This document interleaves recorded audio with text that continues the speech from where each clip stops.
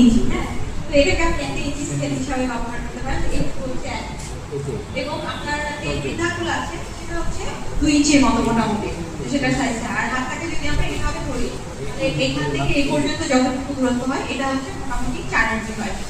আর আমরা অনেক সময় বিভব বা এরকম মাপি, তো এখান থেকে এতটুকু যে দূরত্বটা সেটা হচ্ছে মোটামুটি আপনার 9 সেন্টিমিটার। আর হাতটা যদি এভাবে ধরেন এখানে যে দূরত্বটা হয় এটা হচ্ছে 6 ইঞ্চির মতো। আর আমরা অনেক সময় হাতে মাপি, আমাদের স্থানীয় দিকে আপনারা জানেন যে কোন থেকে একেবারে আপনার মধ্যাঙ্গুলির উপরে পর্যন্ত এটাকে আমরা 1 হাত বলি।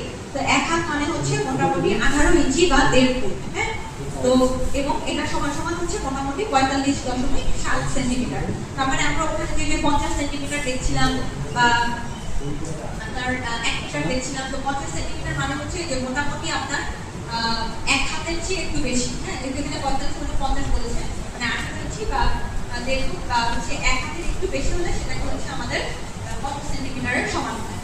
তো এইভাবে করে হচ্ছে আমরা স্থানীয়ভাবে যেভাবে বলতে তারা যদি ইঞ্চি বা হচ্ছে 1 হাত 1.5 হাত এভাবে বলে যদি তারা বলে তাহলে সেই অনুযায়ী তাদেরকে বোঝাতে হবে।